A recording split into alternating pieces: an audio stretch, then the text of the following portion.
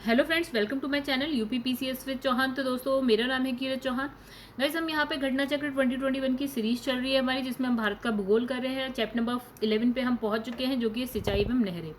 तो guys, syllabus पे जाने से पहले एक बात और आपको बतानी थी कि बहुत जल्दी क्या है, मैं एक नई बुक स्टार्ट करने वाली हूँ जो करंट के लिए बहुत ज़रूरी है, जो कि है घटना चक्र की दृष्टि 2021। तो गैस, इसमें देखिए कहाँ से कहाँ तक का है, हम एक बार देख लेते हैं, क्योंकि अब एग्जाम आने वाला है और इम्पोर्टेंट क्या चीज़ है। तो गैस, यहाँ पे देखिए क्या लिखा है, 1 सितंबर 2020 से लेकर आपका 30 सितंबर 2021 तक की है। मतलब आपका जो पूरा करंट है वो यहाँ पे एक साल का, पूरे एक ईयर का जो है आपको करंट यहाँ पे मिलेगा। तो गाइस, बस एक्चुअली क्या है कि मैंने अभी मार्केट में पूछी है, फिलहाल यहाँ पे है नहीं अभी। ठीक है, तो जब भी आती है एक दो दिन में आ जाएगी, आज नहीं तो आज मैं पूछूंगी, अगर आज आ जाती है तो बहुत अच्छा है, कल से हम स्टार्ट कर देंगे। तो गाइस, अगर आपने चैनल को सब्सक्राइब नहीं किया है और जो ये बुक पढ़ना चाहते हैं, और वो क्या करिए, चैनल को सब्सक्राइब कर सकते हैं। ठीक है, और गाइस बाकी अब हम अपनी बात करते हैं। गाइस, अगर आपको मेरी वीडियोस पसंद आती है तो प्लीज़ वीडियो को लाइक करा करिए, वीडियो पसंद आती है तो शेयर करा करिए, वीडियो पसंद आती है कमेंट करके बताइए। बहुत सारे बच्चे कमेंट करते हैं गाइस, अच्छा लगता है, मैं रिप्लाई भी करती हूँ। ठीक है, उसके बाद अगर जिसने भी चैनल को अभी तक सब्सक्राइब नहीं किया है दोस्तों, तो कर लीजिए, घटना चक्र के लिए कर लीजिए, भारत दृष्टि के लिए कर लीजिए, दृष्टि 2021 के लिए कर लीजिए, आगे भी बहुत सारी ऐसे बुक्स आती रहेंगी, उसके लिए कर लीजिए। नहीं किया है तो कर लीजिएगा, एक दो वीडियोस देखिए, कर लीजिएगा। चलिए गाइस, अब हम क्या करते हैं, सबसे पहले स्टार्ट करते हैं। हम क्या करते हैं, सबसे पहले हम अपना सिलेबस दिखाते हैं। सिलेबस से एक्चुअली हमको ये पता चल जाता है कि हमारी कहानी कहाँ तक पहुँची और हमें कहाँ तक जाना है। तो गाइस, हम सिलेबस एक बार देख लेते हैं। तो जो साथ साथ कर रहा है तो गाइस वो तो रोज ही देखता होगा। ठीक है, तो अभी हम जो है चैप्टर नंबर, ये रहा हमारा चैप्टर नंबर 11, यानी कि सिंचाई और नहरें, इसकी बात करेंगे। उसके बाद आप देख लीजिए क्या क्या है। अभी हमें कहाँ तक पहुँचना है गाइस, अभी हमें बहुत दूर तक पहुँचना है। ठीक है दोस्तों, चलिए फिर अब हम क्या करते हैं, चैप्टर को स्टार्ट करते हैं। तो बड़ा सा चैप्टर है थोड़ा, तो थोड़ी बड़ी वीडियो हो सकती है। तो गाइस, यहाँ पे क्या लिखा है, एक मिनट, चलिए। तो गाइस, यहाँ लिखा है, भारत की स्थिति उपोष्ण जलवायु क्षेत्र में पाई जाती है। ओके, तो इसमें लिखा है, पश्चिमी हिमालय, पूर्वोत्तर असम, मेघालय, दक्षिण के कुछ भागों को छोड़कर देश का अधिकांश जो क्षेत्र है वो उच्च तापीय मंडल में समाहित है। इसका मतलब कि वहाँ पर तापमान काफ़ी ज़्यादा है। इतना अगर आप छोड़ दें, उसके अलावा सारा तो ऊंचे तापमान से अधिक वाष्पीकरण और वाष्पोत्सर्जन होता है। ठीक है, गर्मी बहुत ज़्यादा होती है तो क्या होता है गाइस, वाष्पीकरण होता है, वाष्पोत्सर्जन होता है और ज़्यादा होता है। अतः बोई गई जो फसलों हेतु मृदा में नमी की कमी को पूरा करने के लिए हम क्या करते हैं, सिंचाई करते हैं। पानी उड़ जाता है, अब आप पानी कहाँ से लाएंगे, तो आप सिंचाई करेंगे। ठीक है, चलिए स्टार्ट करते हैं फिर। तो भारत की सिंचाई के विभिन्न साधन है भारत में। ठीक है, स्टैटिस्टिकल ईयरबुक इंडिया 2018 मतलब 2018 के अनुसार 2014-15 में के आंकड़ों के आधार पर क्या है, देश में सिंचाई के प्रमुख साधन कौन कौन से हैं। मतलब जो भारत है, भारत में लोग किस किस चीज़ से सिंचाई करते हैं। तो गैस देखिए, सबसे पहला नाम लिखा है यहाँ पे, नलकूप। शुद्ध सिंचाई क्षेत्र में लगभग, मतलब नलकूप का जो इस्तेमाल हम करते हैं, मतलब पूरे भारत में 46.2% लोग जो है नलकूप का ही इस्तेमाल करते हैं। फिर लिखा है, नलकूप और अन्य कुएं जो को जोड़कर क्या है, शुद्ध सिंचाई क्षेत्र का प्रतिशत कितना बनता है। मतलब इसमें देखिए, सिर्फ और सिर्फ नलकूप की बात करेंगे तो 46.2% लोग इससे सिंचाई करते हैं। अगर नलकूप के साथ अन्य कुओं को जोड़ देंगे तो 62.82% सिंचाई वाला इसमें आ जाता है। उसके बाद अगर आप नहरें देखते हैं तो गैस, नहरें करती हैं आपके 23.66%, वे सिंचाई करती हैं, मतलब इतने क्षेत्र में सिंचाई करती हैं। और फिर यहाँ पे लिखा है टैंक्स, तो टैंक्स द्वारा जो सिंचाई होती है वो 2.52% होती है, काफ़ी कम है। और शेष जो बची हुई है, यानी कि 11% वो अन्य साधनों से होती है। तो गाइस, सबसे ज़्यादा किससे होती है, देखिए नलकूप से होती है, जो कि है 46.2%। नलकूप मतलब जो ट्यूबल्स होते हैं ना गाइस, बोरिंग ट्यूबल वो। ठीक है, और उसके बाद जो अन्य कुओं की बात करते हैं तो 62% हो गई, नहरों से 23% है, और टैंक से तो 2% है, बाकी 11%। अब इसमें लिखा है कि क्या देश में सिंचाई की दृष्टि से निवल सिंचित क्षेत्र, उत्तर प्रदेश, मतलब सबसे ज़्यादा सिंचाई कहाँ हो रही है, आपकी उत्तर प्रदेश में हो रही है। सेकंड नंबर पे आपकी मध्य प्रदेश में हो रही है। थर्ड नंबर पे आपकी राजस्थान में हो रही है। चलिए अब आगे बढ़ते हैं। तो भारतीय सिंचाई परियोजना को 3 वर्गों में विभाजित किया गया है, 3 वर्ग। तो इस पहला क्या है आपका, लघु सिंचाई परियोजना, मध्यम सिंचाई परियोजना, और एक हो गया आपका वृहद सिंचाई परियोजना। तो अब ये बहुत ही आसान सा है। देखिए लघु सिंचाई परियोजना में क्या है गाइस, तो इसके तहत कितनी भूमि आती है जिस पे हम सिंचाई करते हैं, मतलब इसके तहत जो है 2000 हेक्टेयर से कम क्षेत्र जो है सिंचित होता है, 2000 हेक्टेयर से कम। और इसमें हम किस किस चीज़ से सिंचाई करते हैं, देखिए लघु सिंचाई के लिए तो आप कुएं का इस्तेमाल करते हैं, नलकूप का इस्तेमाल करते हैं, पंप सेट का इस्तेमाल करते हैं, तालाब का करते हैं, ड्रिप सिंचाई का, स्प्रिंकल और एनिकेट का यूज़ करते हैं। अब भारत की सिंचाई की लगभग जो है 62% जो आपूर्ति आपकी लघु सिंचाई परियोजना से ही होती है।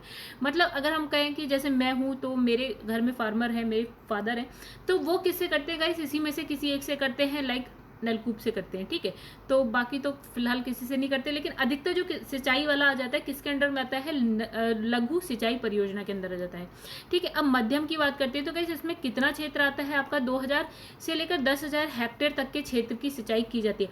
वृहद सिंचाई पे पहुंच जाएंगे तो 10,000 हेक्टेयर से भी अधिक, ठीक है। तो इसमें लिखा है बड़ी और मध्यम परियोजनाओं से देश की 38% सिंचाई की आवश्यकता की पूर्ति होती है, 38%, और बाकी किससे, लघु, ठीक है। आज इसमें लिखा है विश्व की सबसे पुरानी व विकसित नहर व्यवस्था में से एक है कौन सी, गंगा नहर, ठीक है। तो गंगा नहर से भी सिंचाई होती है, ठीक है। तो गंगा नहर जो है आपकी सबसे पुरानी और विकसित नहर व्यवस्था है, और 1927 में जो बीकानेर से तत्कालीन महाराजा श्री गंग सिंह ने क्या है करवाया था, ठीक है। मतलब इसका निर्माण करवाया था किसने, गंग सिंह ने करवाया था, 1927 में करवाया था, बीकानेर के राजा महाराजा थे ये। तो ये नहर जो है सतलज नदी से क्या है आपका फिरोजपुर के निकट का एक जगह है, उसका नाम है हुसैनी वाला से निकाली गई है, ठीक है। तो नेक्स्ट आपका है, देखिए गाइस, मतलब जो ये नहर है आपकी गंग नहर, तो गाइस ये जो गंग नहर है वो आपकी कहाँ से निकल रही है, सतलज नदी से निकल रही है, ये समझिए। तो अब लिखा है पूर्वी यमुना नहर, ठीक है। तो पूर्वी यमुना नहर का क्या है, यमुना नदी के बाएं तट से, बाएं कौन सा तट, लाइक ये गंगा बह रही है, फिर ये यमुना बह रही है, तो गाइस बायां तट ये वाला हो गया, मतलब ये वाला तट है बायां, ये वाला हो गया दायां, राइट। तो इसने कहा कि जो बाएं तट से ताजे वाला के निकट से निकलती है, ठीक है, मतलब यमुना नदी से ये नहर कहीं निकलती है। और मुख्य नहर की लंबाई कितनी है, 197 किलोमीटर है, और ये नहर प्रणाली द्वारा हिंडन यमुना दोआब के सहारनपुर, मुजफ्फरनगर, मेरठ, गाजियाबाद जनपद को सिंचाई की सुविधा उपलब्ध कराई जाती है। यानी कि यमुना जो पूर्वी यमुना नहर है उससे आप कहाँ कहाँ सिंचाई होती है, हिंडन यमुना दोआब के सहारनपुर, मुजफ्फरनगर, मेरठ और गाजियाबाद जनपद में, ठीक है। इस नहर प्रणाली में जुलाई से पानी की कमी होने लगती है, कब से, जुलाई से, और अक्टूबर आने तक जो है ये शून्य हो जाती है, मतलब इसमें पानी खत्म, जुलाई से शुरू होता है खत्म होना, और अक्टूबर आते आते जुलाई, अगस्त, सितंबर, अक्टूबर 4 महीने में पानी खत्म। तो इसमें लिखा है इस समस्या के समाधान हेतु ताजीवाला से लगभग जो है 3 किलोमीटर ऊपर क्या नाम है, हथनीकुंड बैराज, यानी कि हरियाणा में, सॉरी। तो गाइस मतलब कि पानी की कमी ना हो तो उसके लिए हमने क्या करा, एक बैराज का निर्माण किया, हरियाणा में किया, हथनीकुंड बैराज का निर्माण किया, ठीक है। उसमें पानी जाके हो जाता है स्टोर, राइट। तो जब पानी स्टोर हो जाएगा, जब भी सिंचाई की जरूरत पड़ेगी तो आप उसमें से पानी निकालेंगे और उसको यूज कर लेंगे, राइट। फिर आगे बढ़ते हैं, क्योंकि जो नहर है वो तो सूख जा रही है एक समय, जुलाई, अगस्त, सितंबर, अक्टूबर में नहर क्या हो रही है, सूख जा रही है। तब हम क्या करेंगे, उसी नहर में पानी कहाँ से आ जाएगा, हथनीकुंड बैराज जो कि हरियाणा में है, वहाँ से पानी उस नहर में फ्लो होगा और सिंचाई के लिए हमें पानी मिल जाएगा। अब लिखा है ऊपरी गंगा नहर का निर्माण 1842 की अवधि में किया गया, ठीक है। इस परियोजना के जनक कौन थे, सर पीटी काटले थे। तो ये भी इंपॉर्टेंट है गाइस, ऊपरी गंगा नहर की बात हो रही है आपकी, 1842 में सर पीटी काटले के द्वारा किया गया, ठीक है। ये नहर जो है हरिद्वार के भीमगौड़ा नामक स्थान से गंगा नदी के दाहिने तट से निकलती है, ओके। तो गाइस ये हो गया आपका, तो ये आपका दाहिना तट ये वाला हुआ ना गंगा का, ये हो गया बायां तट, राइट। तो बिल्कुल हरिद्वार के ही पास है, देखिए हरिद्वार के भीमगौड़ा नामक स्थान से गंगा नदी के दाहिने तट से निकलती है, और मुख्य ऊपरी गंगा नहर की जो लंबाई है वो 298 किलोमीटर है, हालांकि ये कोई नहीं पूछेगा, ठीक है। नहर प्रणाली की कुल लंबाई यानी कि 6496 किलोमीटर। अब कहाँ कहाँ सिंचाई सुविधा मिलती है इस नहर से गाइस, देखिए हरिद्वार में है, सहारनपुर, मुजफ्फरनगर, मेरठ, गाजियाबाद, बुलंदशहर, अलीगढ़, एटा, मथुरा, फिरोजाबाद आपका मैनपुरी है, आगरा है। तो इन सब में नहर के लिए कहाँ से पानी आ जाता है, मतलब इन सब में सिंचाई के लिए पानी कहाँ से आता है, ये जो ऊपरी गंगा नहर है ना गाइस, वहाँ से आता है। चलिए आगे बढ़ते हैं। तो लिखा है उत्तर प्रदेश के शारदा या घाघरा दोआब, शारदा घाघरा दोआब में अवस्थित पीलीभीत, ओके, बरेली, लखीमपुर खीरी, शाहजहांपुर, हरदोई, उन्नाव, लखनऊ, बाराबंकी, रायबरेली, प्रतापगढ़, सुल्तानपुर, जौनपुर, आजमगढ़, गाजीपुर, प्रयागराज जनपद में जो है सुरक्षात्मक सिंचाई सुविधा उपलब्ध कराने हेतु जनपद नैनीताल, ओके, जनपद नैनीताल की खटीमा तहसील में बनबसा के पास शारदा नदी पर एक बैराज का निर्माण कर इसके दाहिनी ओर से शारदा मुख्य नहर निकाली गई है। मतलब देखिए गाइस, इसमें कहाँ की बात हो रही है, जो जनपद नैनीताल है उसमें एक जगह है, तहसील है जिसका नाम है खटीमा, राइट। तो ये आपको कहीं पास में मिलेगी, बरेली के पास, काफ़ी पास है। तो इसमें लिखा है खटीमा तहसील में एक जगह है बनबसा के पास, कौन सी नदी बहती है, शारदा नदी, वहाँ पर क्या है, एक बैराज बनाया गया है, वहाँ से जो है पानी आता है, ठीक है गाइस। और ये कहाँ कहाँ जाता है, देखिए ये सारा एरिया जो है यहाँ पे लिख रखा है, इसको जो है सिंचाई के लिए मिल जाता है पानी। और ये कहाँ पे अवस्थित है, ये सारा जो एरिया है गाइस, ये आपको दो नदियों के बीच में मिलेगा, शारदा घाघरा दोआब पे। दोआब क्या होता है गाइस, दो नदियां बह रही है, उसके बीच का जितना भी एरिया है उसको हम बोलते हैं दोआब। तो एक साइड बह रही होगी शारदा रिवर, एक साइड बह रही होगी घाघरा रिवर, ये हो गया उसके बीच का दोआब। और दोआब में कौन कौन सी जगह है गाइस, हमने ये देख ली है सारी, ये सारी जगह जो है दोआब में मिलेगी, ठीक है। और देखिए नहर भी कहाँ पे, शारदा मुख्य नहर निकाली गई है शारदा रिवर से, और ये शारदा रिवर आपको मिलेगी यहाँ पे, कहाँ पे मिलेगी गाइस, तहसील बनबसा में शारदा नदी पर, ठीक है। ये सब आपका नैनीताल जनपद का हिसाब किताब चल रहा है।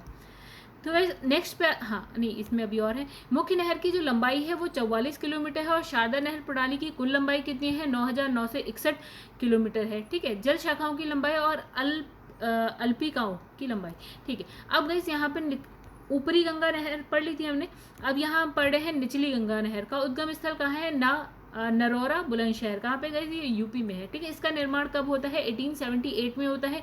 इसकी लंबाई जो है, मुख्य नहर की जो लंबाई है वो 98.8 किलोमीटर है, और तथा ये पूर्ण नहर की जो प्रणाली की जो लंबाई है वो कितनी है, 8278, ठीक है। मुख्य नहर की लंबाई आप याद रखिए, हालांकि ये कंप्लीट भी आपको पता होनी चाहिए।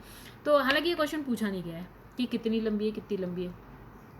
तो निचली गंगा नहर आपकी कहाँ, नरोरा बुलंदशहर, और ऊपरी गंगा नहर आपकी कहाँ से निकली थी, हरिद्वार के पास से। तो अब आ जाइए आपका इंदिरा गांधी नहर परियोजना। तो आई होप आप लोग को ये नाम तो बिल्कुल पता होगा, ठीक है। तो ये 1958 में जो गृह मंत्री थे, क्या नाम था, गोविंद बल्लभ भाई पटेल ने इसका क्या शिलान्यास किया था या स्टार्ट करवाई थी, उद्घाटन किया था कह सकते हैं। और इसका जो उद्गम है वो आपको कहाँ मिलेगा, पंजाब में सतलज और ब्यास नदी के संगम पे मिलेगा। मतलब कि आपकी सतलज रिवर बह रही है और यहाँ से ब्यास रिवर बह रही है, ये हो गया आपका संगम। संगम मतलब जहाँ दोनों रिवर मिल जाती हैं, राइट, प्रयाग संगम, ठीक है। तो यहाँ से मिलेगा आपको, ठीक है। ये नहर आपको यहाँ से निकलती हुई मिलेगी, कौन सी नहर है, इंदिरा गांधी नहर है, ठीक है। तो गाइस यहाँ पे है, देखिए नदियों के संगम पर स्थित कौन सी जगह है, हरी के बांध है, ठीक है। देखिए गाइस, जब भी हम कोई वो बनाते हैं ना, बांध बनाते हैं, उसके पीछे पूरा का पूरा एक जलाशय होता है जहाँ पे पानी स्टोर होता है। फिर जब पानी स्टोर होता है तो वो बहुत तेजी से नीचे की तरफ गिरता है, और जिससे हम बहुत सारे उसका यूज़ करते हैं, बिजली बनवाते हैं, ठीक है। तो वही जो बांध बन रहा है ना, तो बांध में आप पीछे की तरफ देखेंगे वो पूरा का पूरा एक जलाशय होता है जहाँ पे पानी स्टोर होता है, और वहीं से फिर नहरों में पानी आता है। नहर कभी खाली नहीं मिलेंगी आपको इस वजह से, क्योंकि पानी स्टोर है। अब जब पानी कम पड़ जाता है तो हम क्या है, अपना बांध, या अपना बांध ही बोलते हैं ना, क्या बोलते हैं, हाँ बांध ही बोलते हैं, ठीक है। उसको खोल देते हैं और पानी आने लगता है।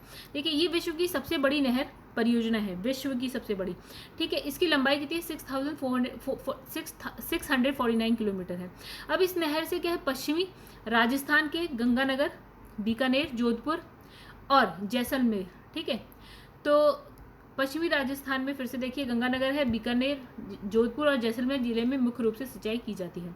किससे की जाती है गाइस, राजस्थान में। वही हम कहते हैं कि राजस्थान में पानी कहाँ से आता है, तो मुख्य जो साधन है ना पानी का, वो यही है इंदिरा गांधी नहर राजस्थान के लिए, ठीक है। तो हम ये नहीं कह सकते कि राजस्थान सूखा पड़ा है, नहीं गाइस ऐसा नहीं है। अब है गंडक परियोजना, ठीक है। गंडक परियोजना के अंतर्गत क्या है, गंडक नदी पर एक क्या है, त्रिवेणी घाट के पास 740 मीटर लंबा क्या है, बैराज बनाया गया है। तो जिससे कुछ नहरें निकलती हैं। बैराज बांध एक ही बात है, ठीक है। अब है फरक्का बैराज। तो फरक्का बैराज का जो निर्माण है वो कब होता है, 1975 में हुगली नदी से हुगली नदी कहाँ पे गई, वेस्ट बंगाल में मिलेगी, मतलब हम पश्चिम बंगाल पहुंच चुके हैं। तो यहाँ पे लिखा 1975 में हुगली नदी में सिल्ट जमाव को रोकने के उद्देश्य से किया गया था। क्या बनाया था हमने, फरक्का बैराज बनाया था, ठीक है। अब इस बैराज के दाएं किनारे से निकाली गई नहर द्वारा गंगा नदी के 400 क्यूसेक जल को हुगली नदी की ओर मोड़ दिया जाता है। और यही इसका क्या है, जल वहन क्षमता है। कितनी है इसकी जल वहन क्षमता, कितनी है? ये है आपकी 40,000 क्यूसेक है। देखिए क्या है, गंगा नदी ऐसे फ्लो हो रही है, यहाँ पे आपकी हुगली नदी फ्लो हो रही है, ठीक है। गंगा से ही निकल रही है, हुगली रिवर भी निकलती है। तो हुगली नदी में पानी बहाने के लिए हमने क्या करे, एक बैराज बना दिया, फरक्का बैराज, और गंगा से पानी लेके हुगली में डाल देता है। फिर इसमें लिखा है केरल के पलक्कड़ जिले। केरल पहुंच गए हम बिल्कुल ही, कहाँ पे पहुंच गए, यहाँ पहुंच गए। यहाँ भारत का ये मैप है, यहाँ हम गुजरात से बना रहे हैं और ऐसे करके है, तो ये आपका है केरल। तो केरल में एक है, कौन सा जिला है, पलक्कड़ जिले में चेरू कुन्नम पुंझा नदी पर क्या मंगलम सिंचाई परियोजना निर्मित है, ठीक है। और यह मंगलम की सहायक और भरतपुच्छा की उप सहायक नदी है, ठीक है। कौन सी, चेरू कुन्नम पुच्छा नदी, ठीक है। तो मंगलम नदी की सहायक नदी है और भरतपुच्छा नदी की उप सहायक नदी है, ठीक है। और ये बांध का निर्माण कब हुआ है, 1966 में हुआ है। तो गाइस कौन सा बांध है आपका, मंगलम सिंचाई परियोजना है और इस नदी पर है। और किसकी सहायक है, मंगलम, और उप सहायक किसकी है, भरतपुच्छा की। कब बना है, 1961 में बना है। कौन सा जिला है, पलक्कड़, कहाँ पे, केरल में।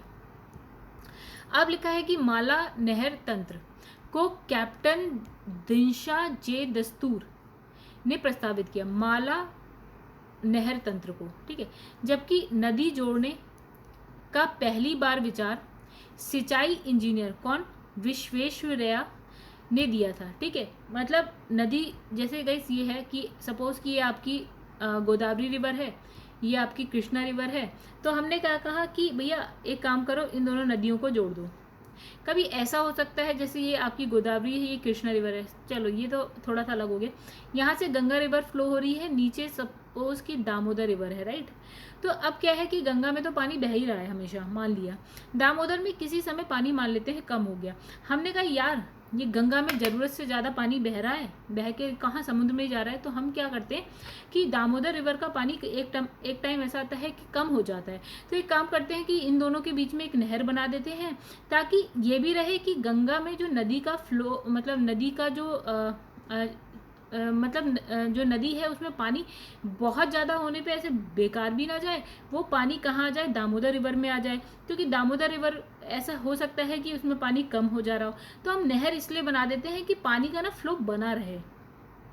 जिसमें ज़्यादा पानी है या क्या है, बाढ़ आ जाती है, पानी बहुत ज़्यादा बाढ़ आ जाती है, और दूसरी नदी आप देख रहे हैं एकदम से खाली सूखी पड़ी हुई है, तो उधर से पानी क्या होता है, इधर शिफ्ट हो जाता है और 12 महीने पानी चलता रहेगा इसी तरह से, ठीक है। तो इसलिए हम क्या करते हैं, दो नदियों के बीच में क्या बना देते हैं गाइस, एक नहर बना देते हैं।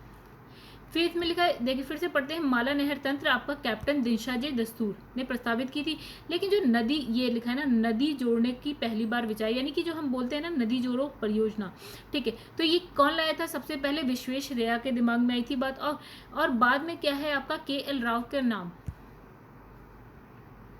KL राव का नाम भी इसमें जुड़ गया, ठीक है। अब तत्कालीन प्रधानमंत्री अटल बिहारी वाजपेयी ने 2003 को जल संग्रहण से संबंधित विकास योजना, कौन सी है आपकी, हरियाली, का शुभारंभ किया। इसका उद्देश्य क्या था, जल संभर विकास कार्यक्रम के कार्यान्वयन में वित्तीय और प्रशासनिक रूप से पंचायती राज संस्थानों को सशक्त बनाना, ठीक है। किसके लिए, जो जल संभर विकास कार्यक्रम चल रहा था, उसने कहा भैया इसमें क्या करो कि पंचायती राज जो है, हमारी पंचायत है ना, वो भूमिका निभाए, मतलब बहुत बड़े रूप में पंचायती राज या जो पंचायतें हैं वो भूमिका निभाए। तो ऐसा अटल बिहारी वाजपेयी चाह रहे थे, ठीक है। और चलिए आगे बढ़ते हैं दोस्तों। यहाँ लिखा है वर्ष 2014-15 के आंकड़ों के अनुसार भारत में निवल बुआई क्षेत्र कितना है, लगभग 140.13 मिलियन हेक्टेयर है। क्या निवल बुआई क्षेत्र कितना है? 140.13 मिलियन हेक्टेयर है। तो मिलियन क्या होता है guys? 1 million equals to 10 lakh, right. फिर लिखा है जिसमें से 48% पे, 50 मान लेते हैं चलिए, 48% यानी कि 68 मिलियन हेक्टेयर पे सिंचाई सुविधा उपलब्ध है। मतलब आपके पास सपोज कि 140 किलोमीटर तक खेत है और सिर्फ 48 किलोमीटर तक आप सिंचाई कर पा रहे हैं, मतलब आपके पास सिंचाई सुविधा सिर्फ 48 किलोमीटर तक है, ठीक है, ये समझ रहे हैं बात। चलिए, तो मतलब काफ़ी कम है। तो कृषि की मानसून पर निर्भरता कम करने के लिए, अब देखिए गाइस, अधिकतर भारत में क्या कहते हैं कि कृषि जो है मानसून पर निर्भर करती है, यानी कि जब वर्षा आएगी तो सिंचाई हो जाएगी, ठीक है, लेकिन कई बार वर्षा नहीं भी होती है। तो हम क्या करते हैं, हम जो ये मानसून पर निर्भरता है ना, हम उसको कम करना चाहते हैं। तो ये लिखा है कृषि की मानसून पर निर्भरता कम करने और हर खेत तक सिंचाई सुविधा पहुंचाने के उद्देश्य से, कि यार बारिश नहीं भी आ रही है तो कोई बात नहीं, पानी पहुंचना चाहिए हर खेत तक, क्योंकि हम कृषि प्रधान देश हैं गाइस, तो कृषि हमारी अच्छे लेवल पे होनी चाहिए, सही तरीके से होनी चाहिए। तो सिंचाई उसमें एक महत्वपूर्ण भूमिका निभाती है। तो गाइस इसमें क्या है कि मतलब सिंचाई सुविधा पहुंचाने के उद्देश्य से क्या होता है कि 1 जुलाई 2015 को प्रधानमंत्री कृषि सिंचाई जो योजना है उसको क्या है, स्वीकृति प्रदान कर दी गई, ठीक है। तो कब की गई? 2015 में प्रधानमंत्री कृषि सिंचाई योजना आती है, ठीक है। आगे बढ़ते हैं। अब लिखा है 1 अप्रैल 2008 तक भारत सरकार के ग्रामीण विकास मंत्रालय द्वारा 3 वाटरशेड विकास कार्यक्रम कार्यान्वित किए गए। 2018 में 3 वाटरशेड विकास कार्यक्रम को शुरू किया गया, ठीक है। 3 वाटरशेड कौन कौन से गाइस? देखिए, एक लिखा है समेकित बंजर भूमि विकास कार्यक्रम। 2008 में 3 वाटरशेड विकास कार्यक्रम आते हैं। कौन कौन से हैं वो 3? समेकित बंजर भूमि विकास कार्यक्रम, यानी कि इंटीग्रेटेड वेस्टलैंड डेवलपमेंट प्रोग्राम, ठीक है। दूसरा आता है आपका, एक तो ये हो गया आपका समेकित बंजर भूमि विकास कार्यक्रम, दूसरा है सूखा प्रवण क्षेत्र कार्यक्रम, तीसरा है मरुभूमि विकास कार्यक्रम। तो ये 3 याद रखिएगा गाइस, ये 2008 की बात है, 3 थे। ओके, आगे बढ़ते हैं। अब क्या होता है आगे? ये जो 3 कार्यक्रम है ना, इनको क्या है, एक व्यापक कार्यक्रम के अंतर्गत लाया गया। मतलब इन तीनों को क्या कर दिया, एक के अंदर ले आए। मतलब अब ये 3 अलग अलग नहीं रह गए, एक में आ गए। नाम क्या रखा? समेकित जल संभर प्रबंधन कार्यक्रम, इंटीग्रेटेड वाटरशेड मैनेजमेंट प्रोग्राम रख दिया गया। मतलब पहले 3 थे 2008 में, फिर इसको क्या कर दिया गया, पूरा का मिला के एक कर दिया गया। अब इस नाम से जानी जाता है, ठीक है। तो इस कार्यक्रम का जो उद्देश्य है वो देख लेते हैं गाइस क्या है। तो लिखा है कि मृदा, जल, वनस्पति जैसे अवक्रमित, जो डिग्रेडेड प्राकृतिक संसाधनों का इस्तेमाल, संरक्षण, विकास करके पारिस्थितिकी संतुलन को बहाल करना। मतलब आप किसका इस्तेमाल, संरक्षण और विकास कर रहे हैं हम? मृदा, जल, वनस्पति। जो डिग्रेडेड प्राकृतिक संसाधन है, यानी कि अवक्रमित प्राकृतिक संसाधन है, इसका इस्तेमाल, संरक्षण और विकास करके क्या कर रहे हैं आप? पारिस्थितिकी संतुलन को बहाल कर रहे हैं। और इसके परिणाम स्वरूप क्या होता है कि आप जो मृदा ह्रास है ना, तो उसको रोक सकते हो, ठीक है। मृदा ह्रास यानी कि जो मिट्टी का खत्म होना हो रहा है, या उसका उपजाऊपन खत्म हो रहा है, या बेकार हो रही है ना, उस चीज़ को आप रोक सकते हो, ठीक है। मिट्टी तो इंपॉर्टेंट है ही कृषि के लिए, तो आपको वो भी करना पड़ेगा। अब लिखा है जो प्रायद्वीपीय भारत है, यानी कि अब आप नीचे पहुंच गए हैं, मालवा पठार से नीचे मध्य प्रदेश, और उससे फिर नीचे आप पहुंच गए, वो आपका पूरा प्रायद्वीपीय क्षेत्र है। तो प्रायद्वीपीय भारत में सिंचाई का एक प्रमुख साधन क्या है गाइस? तालाब है। देखिए, वहाँ नदियाँ तो है लेकिन बारहमासी नहीं है एक चीज़, ठीक है। नदियाँ तब फ्लो होती हैं जब वर्षा आती है, जब उसमें पानी आ जाता है, फ्लो होती है, फिर वर्षा चली जाती है, पानी खत्म, तो उसे हम बारहमासी नहीं कहते। तो बारहमासी नदियाँ आपकी जैसे गंगा रिवर है, ठीक है। ग्लेशियर्स पिघलते रहते हैं, वो पूरे साल पिघलते रहते हैं, पानी आता रहता है, पूरे साल आता रहता है, ठीक है। तो यहाँ पे सिंचाई कैसे होती है? तालाबों के द्वारा होती है। अब तालाब कैसे? जो प्रायद्वीपीय पठार है ना गाइस, आपको वहाँ पे बड़े बड़े गड्ढे मिलेंगे। बड़े बड़े गड्ढे मतलब ये नहीं कि घर के बराबर गड्ढे, और बड़े बड़े, काफ़ी बड़े बड़े गड्ढे मिलेंगे आपको प्रायद्वीपीय भारत में। उसमें क्या होता है, जब वर्षा आती है जल भर जाता है, या किसी तरह हम जल भर देते हैं, ठीक है। अब वही जो जल भर गया है, अब उससे क्या हो जाती है? सिंचाई हो जाती है। तो यही लिखा है, यह तालाब, छोटा तालाब आपके हमारे घर में होता है, और बड़ा तालाब ये जिससे हम मतलब पूरे प्रायद्वीपीय भारत में सिंचाई हो रही है। लिखा है मतलब मेन सिंचाई तो इसी से हो रही है। अब लिखा है प्रायद्वीपीय क्षेत्र की भूमि क्या है, चट्टानी होने के कारण यहाँ नहरों और कुओं को का आसानी से निर्माण संभव नहीं है। अब आपको यार नहरें बनाओ, अरे चट्टाने काट के नहरें बनाना मुश्किल है, मिट्टी काट के आप नहरें बना सकते हैं, लेकिन चट्टान काट के तो बिल्कुल ही पॉसिबल नहीं है। मुश्किल से तो सड़कें बनती हैं, इस नहरें कहाँ बनेंगी। और कुएँ चट्टानों के अंदर कुएँ बना के भैया कहाँ से बनेगी, नहीं बनेगी। ठीक है, इसके अलावा प्रायद्वीपीय भारत की अधिकांश जो नदियाँ हैं वो होती है मौसमी। मौसमी का मतलब क्या है, जब मौसम आया, मानसून आया तो बारिश आती है, बारिश आती है तो पानी बहने लगता है, अदरवाइज नहीं, यानी कि सिर्फ मौसमी है, जिसके कारण नहरों में जो पानी का अभाव रहता है। 4 महीने तो बारिश हो रही है, पानी बह रहा है, फिर पानी कम, तो ऐसी स्थिति में तालाब सिंचाई के जो होते हैं प्रमुख साधन के रूप में विद्यमान होते हैं। चलिए आगे बढ़ते हैं। लिखा है भारत के राज्यों का सिंचाई के लिए उपलब्ध भूतल जल संसाधनों की दृष्टि से प्रमुख राज्यों में कौन आता है, उत्तर प्रदेश, पंजाब, मध्य प्रदेश, महाराष्ट्र आते हैं। ठीक है, तो गाइस आगे बढ़ते हैं। इसमें लिखा Uttar Pradesh at a glans 2018 के आंकड़ों के अनुसार उत्तर प्रदेश में जो है विभिन्न संसाधनों द्वारा शुद्ध सिंचाई क्षेत्रफल का प्रतिशत विस्तृत मतलब वितरण में है। ठीक है, उत्तर प्रदेश की अगर हम बात करें, सिर्फ उत्तर प्रदेश की, तो नलकूप से कितने % उत्तर प्रदेश के क्षेत्र में सिंचाई होती है, तो 70.8%। ठीक है, नहरों से कितनी होती है, 17% हो जाती है, कुओं से कितनी हो जाती है आपकी 10% हो जाती है, टैंक्स और झील से आपकी 1.5% होती है, और अन्य संसाधन से कितनी होती है, 0.5% हो जाती है। अब लिखा है नलकूप द्वारा सिंचाई उत्तर प्रदेश में सर्वाधिक होती है। तो देख गाइस हमने क्या देखा, नलकूप से जो है उत्तर प्रदेश में सबसे ज़्यादा सिंचाई होती है। चलिए आगे बढ़ते हैं। तो गाइस हमारा थ्योरी तो हो गई ख़त्म, 26 मिनट की वीडियो बन चुकी है दोस्तों। अभी चलिए अब हम 33 के अराउंड क्वेश्चन है, तो 33 नहीं तो गाइस 20 मिनट और मान लेते हैं, ये हो जाएगा खत्म।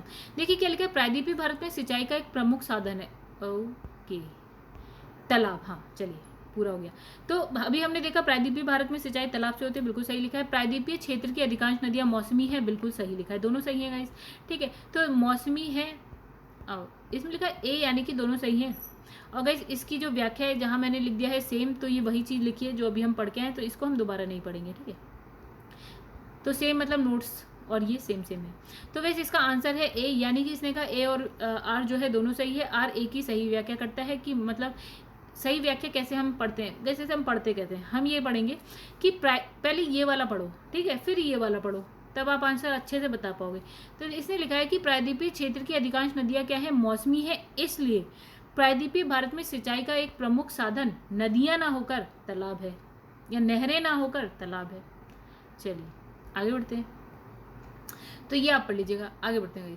इसमें लगा भारत के संदर्भ में निम्नलिखित में से कौन सा कथन सही नहीं है। ओके, तो गाइस देख लेते हैं। हाँ, इसमें लिखा है देश में सिंचाई का प्रमुख स्रोत कुएं है, बहुत ही गलत, नलकूप है। प्रमुख स्रोत तो नलकूप है, सबसे ज़्यादा जो सिंचाई है नलकूप के द्वारा होती है। एक अगर हम क्षेत्र की बात करें तो गाइस प्रायद्वीपीय भारत में तो तालाब है, ऊपर आपका नहरें नलकूप है।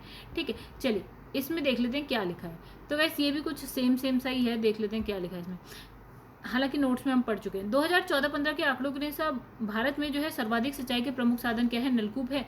और इससे कितने % एरिया में जो है आपकी सिंचाई हो रही है, 46.2% में। अगर आप नलकूप और कुएं दोनों को मिला दें तो 62.82% एरिया में हो रही है। और अगर हम नहरों की बात करते हैं तो ये कितने क्षेत्र में सिंचाई प्रोवाइड करवाता है मतलब 23.66%। और टैंक्स कितने में करवाती है आपकी 2.52% एरिया में। और अन्य संसाधन जो है बाकी शेष जो है वो बचा अन्य में आ जाएगा। अब लिखा है निम्नलिखित राज्यों में से किसमें सिंचाई के अंतर्गत कुल कृषि क्षेत्र यानी कि 2011 का जो है मतलब सबसे ज़्यादा है, कुल कृषि क्षेत्र का जो प्रतिशतता है वो सर्वाधिक है। तो मध्य प्रदेश, उत्तर प्रदेश और इसमें लिखा महाराष्ट्र और हरियाणा में। देखिए इसकी हम लोग देखते हैं व्याख्या। तो गाइस इसमें क्या लिखा है, इसमें लिखा है प्रश्नकाल में हरियाणा में सिंचाई के अंतर्गत कुल जो कृषि क्षेत्र था यानी कि 2011 का, वो उसमें सबसे ज़्यादा कहाँ था, हरियाणा में थे। लेकिन अब अगर हम दोस्तों देखें तो ठीक है, ये 2014-15 का है, लेकिन ठीक है, तो उपरोक्त राज्यों में सिंचाई की स्थिति इस प्रकार है। तो ये आपका 2014-15 के आंकड़ों का ही दे रखा है गाइस, और ये 2011 का एक्चुअल में पूछा गया है, ठीक है। तो इसमें हरियाणा सबसे ज़्यादा है, 84.44% है। फिर आपका आता है उत्तर प्रदेश आता है, फिर यहाँ मध्य प्रदेश और महाराष्ट्र गाइस, ये 2014-15 का है। अब लिखा है कि भारत में सर्वाधिक सिंचाई विस्तार यानी कि प्रतिशत वाला राज्य कौन सा है, तो गाइस पंजाब, हरियाणा, उत्तर प्रदेश और मध्य प्रदेश। चलिए, तो इसमें क्या लिखा है, इसमें लिखा है प्रश्नकाल में क्या था, आपका आंसर हो गया आपका पंजाब, ठीक है। लेकिन वर्तमान की अगर हम बात करते हैं तो गाइस कौन सा है, आपका उत्तर प्रदेश है। तो अब आगे चलते हैं, लिखा है कि सूक्ष्म सिंचाई की पद्धति के संदर्भ में निम्नलिखित में से कौन से मतलब कथन सही है। लिखा है मृदा की जो उर्वरता है या पोषण हानि कम की जा सकती है। ओके, अच्छा, सूक्ष्म सिंचाई की पद्धति से क्या हो सकता है, सूक्ष्म सिंचाई की पद्धति से मृदा के उर्वरक या पोषण जो हानि है उसको कम किया जा सकता है, एक। दूसरे से लिखा है ये वर्षाधीन खेती की सिंचाई का एकमात्र साधन है। ओके, तीसरा लिखा है इसमें कुछ कृषि क्षेत्रों में भौम जल स्तर को कम करने से रोका जा सकता है। ओके, चलिए, इसका जो आंसर है वो है सी, यानी कि 1 और 3 सही है, और जो दूसरा वाला था गलत है, यानी कि ये वर्षाधीन खेती में सिंचाई का एकमात्र साधन है। तो गाइस एकमात्र साधन कैसे हो सकता है कुछ भी। चलिए, यहाँ लिखा है सूक्ष्म कृषि जो सिंचाई पद्धति में मृदा से उर्वरक और पोषण हानि को कम किया जा सकता है, ये सही है, ठीक है। तो सूक्ष्म जो सिंचाई पद्धतियाँ होती हैं गाइस, जैसे आप स्प्रिंकल सिंचाई होती है, आपका ड्रिप सिंचाई होती है, ड्रिप पद्धति होती है, ये सब की बात हो रही है। तो इसमें जल की उपयोगी और अपेक्षाकृत कम प्रयोग के कारण उन क्षेत्र में जहां अधिकांश नलकूप द्वारा सिंचाई होती है भौम जल स्तर को क्या है कम होने से रोका जा सकता है। मतलब देखिए गाइस क्या है, ड्रिप सिंचाई अगर सूक्ष्म सिंचाई पद्धति आप यूज़ करते हैं तो पानी आपको लगता है कम, लेकिन वहीं अगर आप नलकूप यूज़ करते हैं तो क्या होगा, जो आपकी सतह है, पृथ्वी है, सतह के नीचे का जो जल है बहुत तेज़ी से हो जाएगा कम, ठीक है। तो जब वो कम होगा तो गाइस यहाँ पे क्या मृदा की उर्वर या पोषण इसमें होती है हानि। तो अगर आप ड्रिप सिंचाई का यूज़ करते हैं और नलकूप की जगह तो आप उस चीज़ को बचा सकते हैं, ठीक है। तो इसमें लिखा है तो कथन 1 और 3 तो सही है, लेकिन दूसरा वाला आपका क्या है, गलत है। अब लिखा है जीवन रक्षक अथवा बचाव सिंचाई इंगित करती है, तो इसमें लिखा है PWP सिंचाई। ओके, आइए देखते हैं क्या लिखा है। इसमें लिखा है PWP सिंचाई जीवन रक्षक अथवा परमानेंट बिल्टिंग पॉइंट। तो ये क्या है, जीवन रक्षा और बचाव सिंचाई को इंगित करती है, और परमानेंट बिल्टिंग पॉइंट मिट्टी में पानी की न्यूनतम मात्रा को इंगित करता है, और जिसके अभाव में क्या है पौधे मुरझाने लगते हैं, और ऐसी स्थिति में जो है अति सिंचाई आवश्यक हो जाती है। तो वैसे एक बार फिर से पहुंचते हैं पीछे, देखते हैं ये कौन सी पेपर में आया था। ये आया था UPUDA LDA मेंस 2010 का क्वेश्चन है, बड़ी खतरनाक अलग क्वेश्चन है गाइस। चलिए आगे बढ़ते हैं। लिखा है गत 25 वर्षों में नलकूप सिंचाई का सर्वाधिक शानदार विकास हुआ है। लिखा है सरयू पार्क मैदान में। आइए देखते हैं क्या लिखा है। सरयू पार्क मैदान में नहरों का अभाव पाए जाने के कारण नलकूप द्वारा इस क्षेत्र में सिंचाई का कार्य किया जाता है, ठीक है। तो गाइस ये है UPPCS प्री 1995 की कहानी है ये। तो इसमें लिखा भारत के किस राज्य में सर्वाधिक सिंचाई नलकूप से होती है, तो उत्तर प्रदेश में होती है, हम देख चुके हैं 70%। तो गाइस ये क्वेश्चन भी रिपीट हो रहा है, और ये मुझे कैसे पता चला रिपीट हो रहा है, देखिए मैंने यहाँ R लिखा है, तो ये पढ़ लीजिए आप। आगे बढ़ते हैं, ये क्वेश्चन भी गाइस रिपीट हो रहा है, आगे बढ़ते हैं। तो गाइस इस क्वेश्चन को हम छोड़ देते हैं, अगर आप बहुत होशियार हैं तो आप इसे एक बार पढ़िए, ठीक है। तो ये क्वेश्चन आप देख लीजिए दोस्तों, IAS में आया हुआ क्वेश्चन, ऐसे क्वेश्चन IAS में ही आते हैं जो आपके सर के ऊपर से निकलेंगे। चलिए इसमें लिखा भारत में माला नहर तंत्र को जो है प्रस्तावित किया था किसने, दिनशा जे दस्तूर ने, ये हमने अभी पढ़ा था।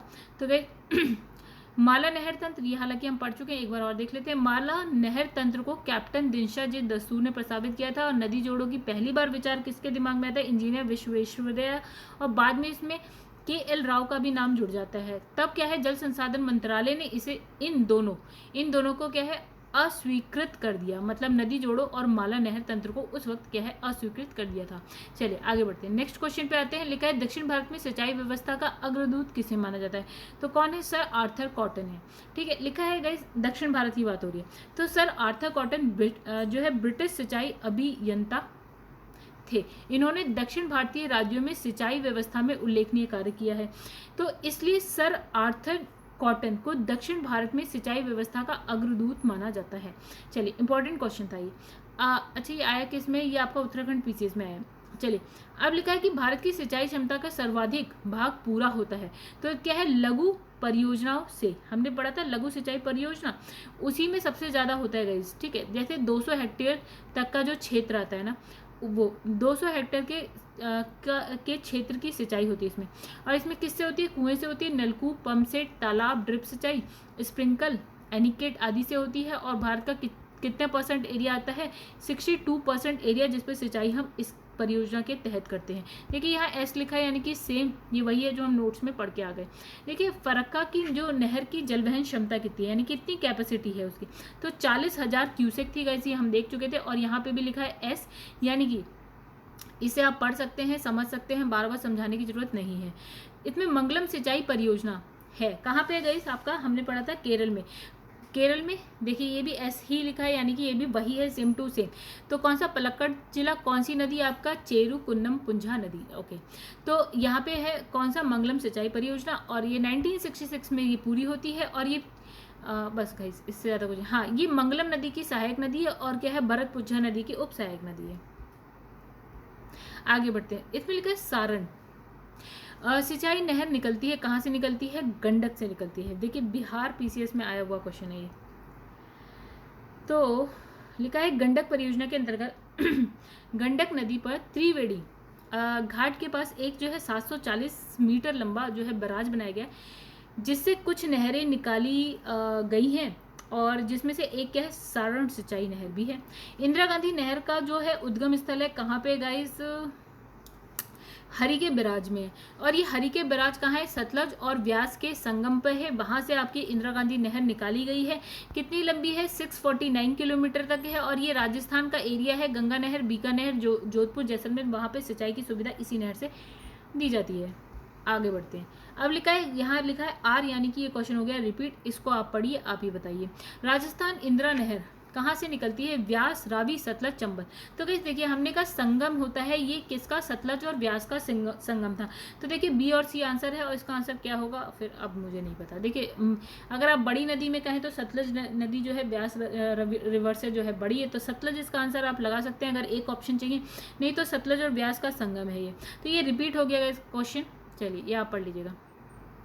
इंदिरा गांधी नहर जो है जल प्राप्त करती है रावी, फिर से वही हो गया इस रावी और सतलज, यानी कि 3 और 4। तो 3, 4 है, तो यहाँ पे 3, 4 ही नहीं है, ठीक है। इसमें डी लिखा है, यानी 1, 3, 4। 1 में देखते हैं दोस्तों क्या लिखा है। ओके, इसमें सॉरी व्यास और सतलज से करती गई, उसमें 3 कहाँ से आ गया? रावी कैसे आ गया? अब ये तो भैया ऊपर वाला ही जानता है, क्योंकि हमने यहाँ पे कौन सी 2 नदियाँ पड़ी गई,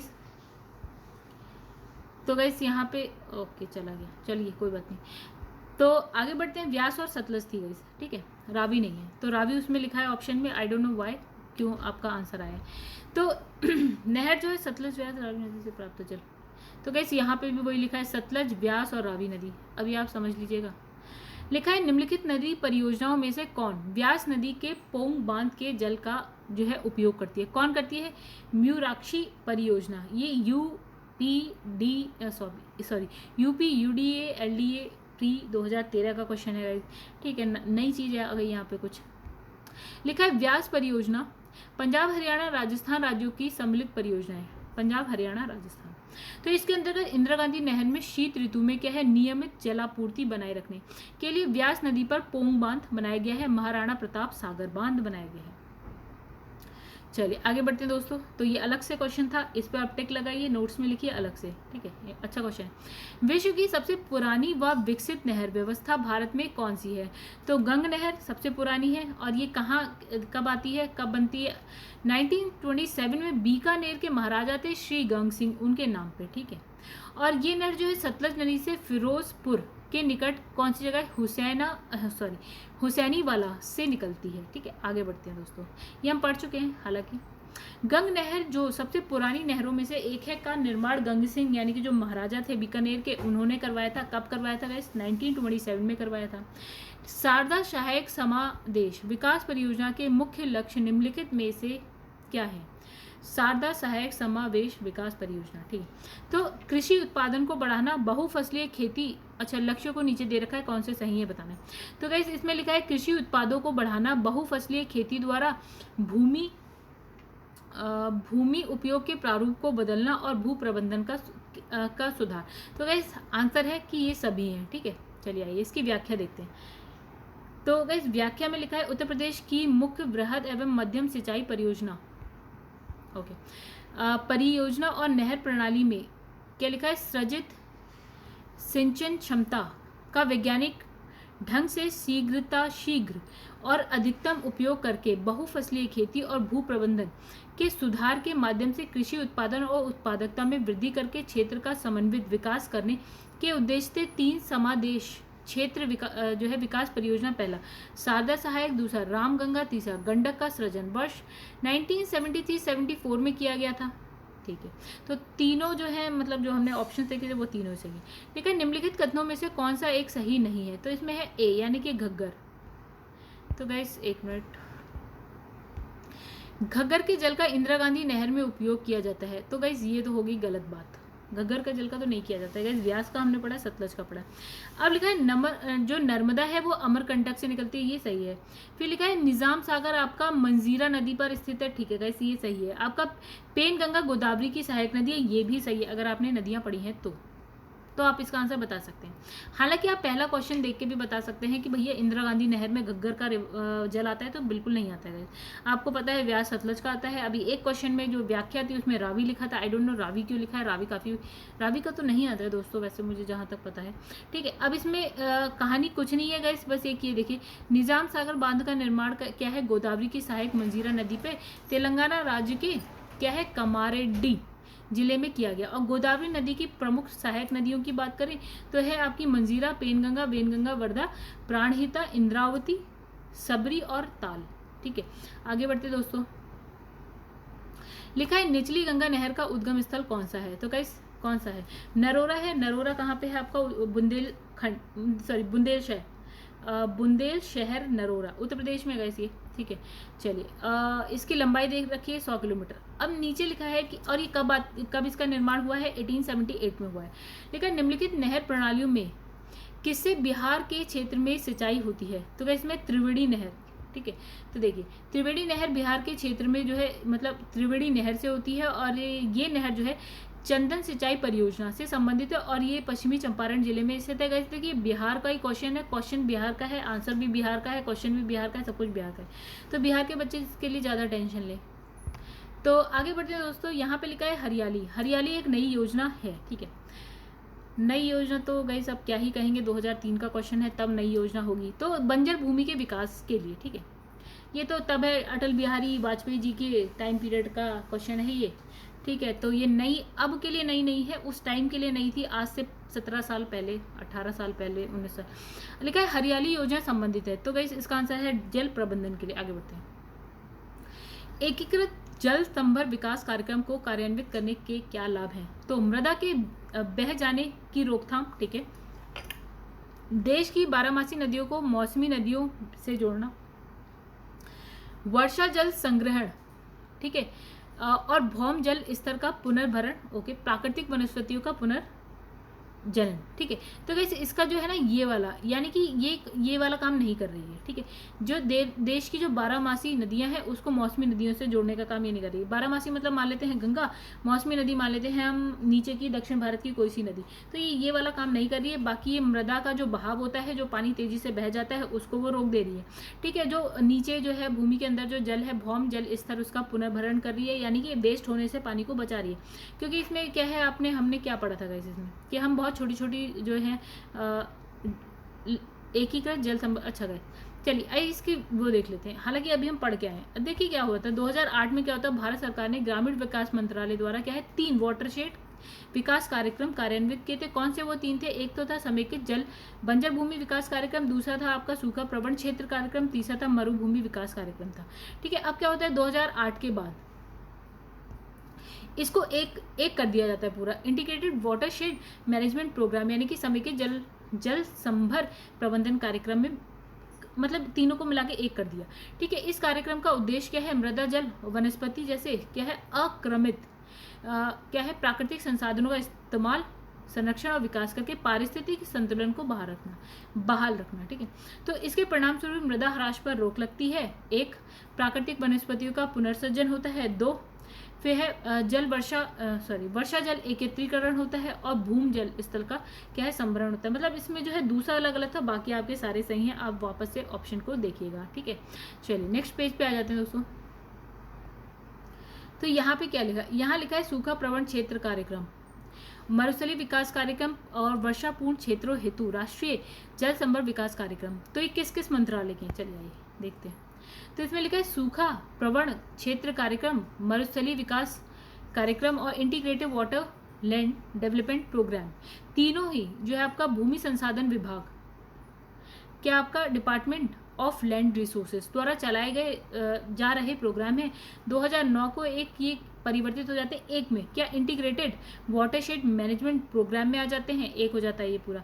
ठीक है, अब भूमि संसाधन विभाग जो है ग्रामीण विकास मंत्रालय का एक विभाग है। क्या? भूमि संसाधन विभाग जो है विकास किसका है? ग्रामीण विकास मंत्रालय का भाग है। ठीक है, अब वर्षा पूरित क्षेत्रों हेतु राष्ट्रीय जल संभर विकास योजना कृषि और सहकारिता विभाग का कार्यक्रम है। तो कैसे आप एक बार क्वेश्चन को देखिए दोबारा से। ठीक है, अब लिखा है निम्नलिखित में से कौन सा इससे क्या है ड्रिप्स यानी कि ड्रिप सिंचाई पद्धति के प्रयोग या लाभ है, मतलब इसका क्या लाभ है। खरपतवार में कमी आती है, मृदा लवणता में कमी आती है, मृदा अपरदन में कमी आती है।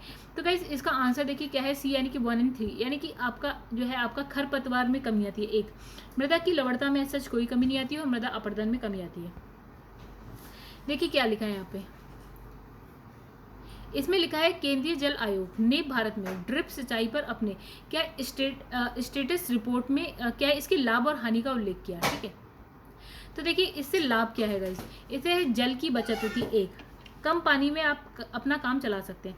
दूसरा, पौधों के आकार मतलब पौधों का आकार भी बढ़ता है, उत्पादकता भी बढ़ती है। ठीक है, ऊर्जा एवं क्या है श्रम दोनों की बचत होती है। ठीक है, अब लिखा है कम उपजाऊ मृदा के लिए उपयोगी है, मतलब जहाँ पे मृदा जो है उपजाऊ कम है वहाँ पे आप जैसे ड्रिप सिंचाई होती है, आपके स्प्रिंकल सिंचाई होती है ना गाइस, वहाँ पे हम इसको मतलब पानी को बचा के भी आप क्या है काम चला सकते हैं। वहाँ की जो मृदा है वो भी उपजाऊ हो जाती है। और इसमें लिखा है खारे पानी का उपयोग संभव है, इसमें कर सकते हैं। फिर खरपतवार में जो वृद्धि होती है उसको भी आप कम कर सकते हैं। उर्वरक क्षमता में इसमें क्या हो जाती है? वृद्धि हो जाती है। मृदा अपरदन भी नहीं होता है। ठीक है, भूमि तैयारी की जरूरत नहीं है। ठीक है, रोग और कीट समस्याएं क्या हो जाती हैं? यहाँ पे न्यूनतम हो जाती हैं। तो गाइस इसमें हानियां देखिए अब क्या है। देखिए मृदा में लवणता की समस्या बढ़ जाती है, लवणता की। फिर डिजाइन स्थापन या उत्तरवर्ती संचालन में उच्च कौशल की जरूरत होती है। मतलब ये ऐसा नहीं है कि कोई भी कर लेगा, इसके लिए अच्छा खासा कौशल टेक्नोलॉजी इन सब की जरूरत पड़ेगी आपको। ठीक है, आर्थिक और तकनीकी, मतलब ये नहीं है कि कम पैसों में हो जाएगी, हालांकि इसमें पैसा भी अच्छा खासा लगेगा। ठीक है, तो ये भी है, आपको टेक्नोलॉजी भी चाहिए, पैसा भी चाहिए, कौशल यानी कि स्किल भी चाहिए, आपको सब कुछ चाहिए। तो लोग इसको कहाँ यूज़ करते हैं? ना के बराबर यूज़ हो रही है। अब लिखा है बकिंगम नहर स्थित है कहाँ पे? कोरोमंडल तट पे। ठीक है गाइस, कोरोमंडल तट कौन सा है? ये आपका गुजरात है। आप ऐसे जाते हैं, यहाँ पे तमिलनाडु पड़ता है और ये वाला जो तट है उसको हम बोलते हैं कोरोमंडल तट। तो गाइस यहाँ पे क्या है, ये जो चैप्टर है ये हो गया खत्म। ठीक है, तो दोस्तों अगर आपको वीडियो पसंद आई हो तो वीडियो को करिएगा लाइक, और अच्छी लगी हो तो कमेंट करके बताइएगा जरूर, अच्छी लगी हो तो शेयर भी कर दीजिएगा। तो गाइस जिसने भी चैनल को अभी तक सब्सक्राइब नहीं किया है गाइस, चैनल को सब्सक्राइब कर लीजिएगा, #UPPCS विद चौहान। ठीक है, तो गाइस ये सभी के लिए है, खाली UPPCS के लिए नहीं है। हालांकि मैंने अपने चैनल का नाम ये रखा था स्टार्टिंग में, अब मैं उसे चेंज नहीं करना चाहती। हालांकि ये हर एक के लिए है, बिहार PCS हो, सारे स्टेट PCS के लिए, IAS के लिए भी है चैनल। ठीक है, तो और बाकी एग्जाम्स के लिए भी होगा गाइस, इसमें वीडियोस आती रहेंगी ऐसी भी, तो आप सब्सक्राइब कर सकते हैं गाइस अगर आपको पसंद आए तो। चलिए दोस्तों, फिर आप क्या करते हैं, इस वीडियो को करते हैं यहीं पे स्टॉप। नेक्स्ट वीडियो में मिलेंगे नेक्स्ट चैप्टर के साथ। देखिए एक बार हम चलिए चैप्टर देख लेते हैं। ओके, तो ये रहा आपका चैप्टर। ओके, बहुउद्देशीय नदी घाटी परियोजना पढ़ेंगे, जो चैप्टर नंबर 12 है। अब हमारा ये स्टार्ट होगा। प्लस एक चीज़ फिर से हम बता देते हैं गाइस, हमारी एक ये बुक भी आने वाली है, मार्केट में आ चुकी है कई जगह, अभी यहाँ नहीं पहुँची है, ठीक है। तो हम इस बुक को स्टार्ट करेंगे, जो कि पूरे साल पिछले एक साल का करंट अफेयर है, जो जिसमें से बहुत से क्वेश्चन आते हैं गाइस, 20, 25, 30 क्वेश्चन तो आ ही जाएंगे इसमें से, ठीक है। तो इसके लिए अगर आप चैनल सब्सक्राइब करना चाहते हैं तो कर लीजिएगा गाइस। चलिए फिर क्या करते हैं, वीडियो को करते हैं स्टॉप।